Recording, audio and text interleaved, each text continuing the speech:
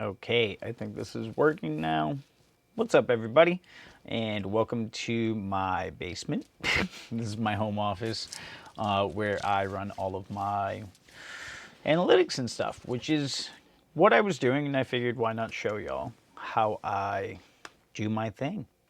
I figured out how to do this, so this is the first time I'm doing it.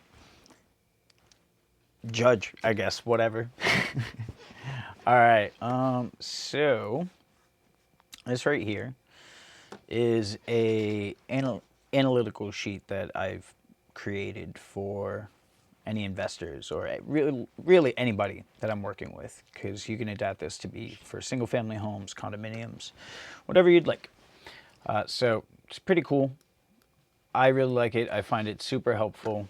I think that my clients love it as well. They can play around.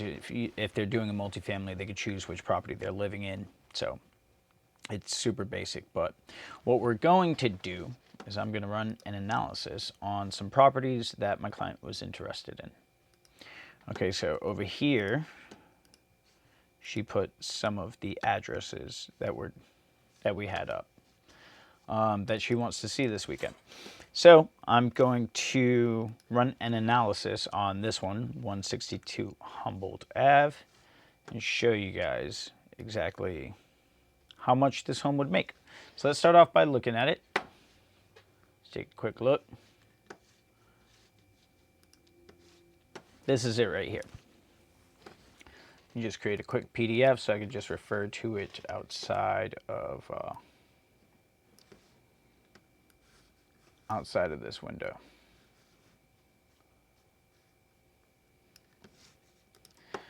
All right. So as you can see here, this is a two-family in Dorchester for $990,000. It's insanely big, 4,700 square feet, and massive yard as well. So a lot of upkeep to this one. Now, this only has a 2-bed and a 2-bed, but I'd imagine at that size, really, you could probably fit a 3-bed in there, if not a 4. Like this is a behemoth of a home. I don't get too involved with reading all this stuff. Not for me. I'm just more concerned with the analytics of the property, right? We'll get into that when we go see the property and see if it works financially. So let's start. Let's get right to it. So I already made a copy over here. First off, I put the address. We changed the zip code. If you see right here, this zip code will change the price of whatever you have here. So you see this has studios through 6 beds, and then a price per each one. These are what those units would rent for in this specific zip code. So if I wanted to change to, let's say this, Framingham, see how the property's changed? So I have that running off of BHA rental calculations. So this is what Boston Housing Authority would pay for the apartments, right, or of that particular size. So that's how we run analytics, so we don't have to do any data mining with like MLS and how much the market rents are. Typically our rates are lower than the market rents, so we are kind of planning for the worst, right, which is good. That's how you want to do your things. Okay, but this is a quick copy over here. We're going to change this name real fast for her and get back to this. What was this? 02121. Yep. All right. So this is a 4,734 square foot home.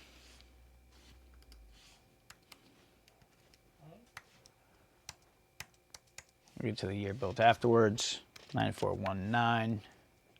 Lot size, again, massive property.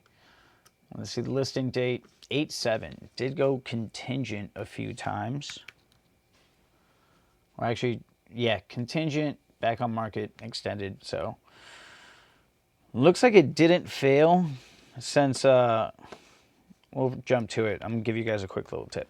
When I'm looking at properties that went under agreement and back on market, you see here it went contingent on the 15th and then went under agreement on 9/29. This means that it passed inspection.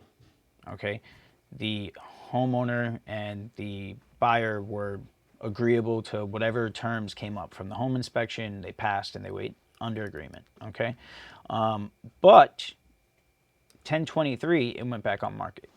This is more than likely due to buyer financing. Okay, nothing to do with the property.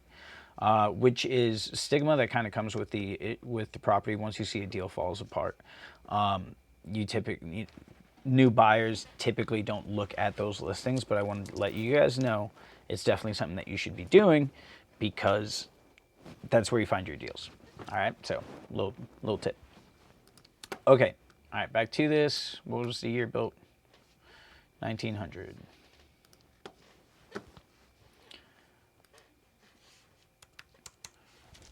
Okay. Do we put 87? Yep. So 88 days on market. And this had 2 beds and 0. Yeah, just 2 beds. Okay. The purchase price, they're asking for $990.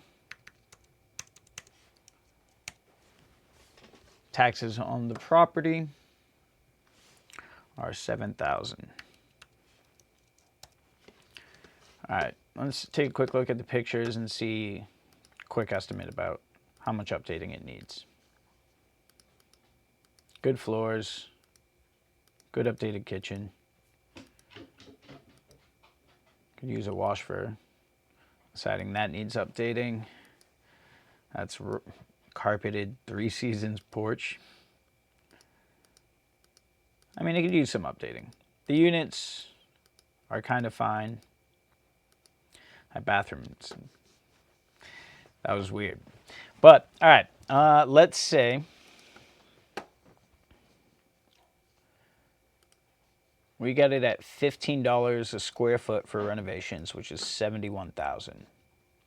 I mean, you're talking about the hallway floors, maybe updating electrical, maybe the roof.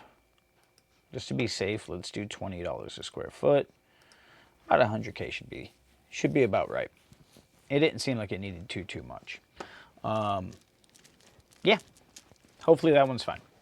All right, so down payment, we got 20% down. We have interest rates being 7%, but let's just go a little bit higher and put 7.5 just in case. Even though we did have good news, interest rates did drop today, so that's fantastic.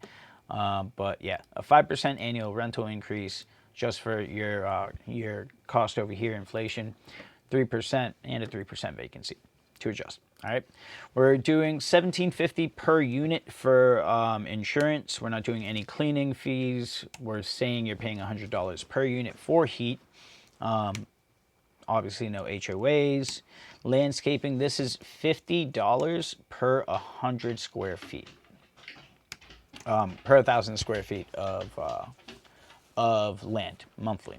So, I mean, this could be adjusted. This is the only thing that I'd say can be adjusted significantly because, you know, it's saying you're paying $5,600 at the end of the year for this. It might be more, might be less, depending on how much you have in the property and how much, you know, snow removal you're actually doing. So, but nonetheless, $49 per electric per unit, and then we have $0 for management because, you know, let's say you're a hands-on homeowner, and then maintenance $10 per square foot. Per a tenth, 10 square feet of what's it called of home. That's just, you know, adjusting for any random things that you have to fix up. Okay, so getting some new nails, calling out your maintenance person, whoever it is. That's what we're saying you'll be spending on that. All right, and then water is $60 per unit per month, so total of $1,440. All right, so with all this calculated, now we have the fun stuff. All right, our monthly payments. This is including our annual expense. This is including insurance, taxes, the utilities, and the management and maintenance. Okay, this is our total monthly payments. So if you're looking at just your principal and interest, that's down here at $6,067. But with everything included, you're looking at $8,897 for this home. That would be your monthly payments, including everything, right? Your monthly gross for this property, unfortunately, is only $5,270. So our debt service ratio is 0.59, and the cap rate is a measly 3.39. Okay, now that doesn't mean that this one's a loser, because a property this size more than likely has more than 2 bedrooms, right? So let's say that this is 0, and we can actually get 2 3-beds in there. All of a sudden, you got a debt service ratio of 7.2. Okay, you're making $6,400 a month, and you're still paying the same amount, 88. Now, if our interest rates drop and we're able to adjust to our 5% rate, we go down to monthly payments of 74. So either way, still not a good deal. Now, the real good deal would be if we can get this to be a 4-bed. That's when this property starts working, right? Not for the first year, but for the second and third, that's when you start making more than what your monthly payments would end up being. So it's not a bad property for a long-term hold, but as a first-time investment, or if you're going to live in this property, I think it's good. But as an investment, it's definitely not a great fit. I think you'd have to adjust the purchase price down, right? Like, say if you could get this for $850, now you have a decent property. But yeah, that's how I run my analytics. I put all this into this little master list. We update it for them, and they can pick right here. So if you want to see Kenny Street, this one's in JP. I just ran this analytic. This one, 7,000, 6,600, and that's at our current 7% interest rate. So that's a fantastic home. It's listed at $899, has a 2-bed and a 3-bed. Much smaller home, way less maintenance as well. So, all right, I got to go. My dogs now want to go out. So thank you guys for hanging out and seeing what I do. Like, subscribe, show some love. I will be here doing a bunch more things for you guys, and trying to keep y'all updated with the stuff that preoccupies my mind, I guess. All right, guys, take care.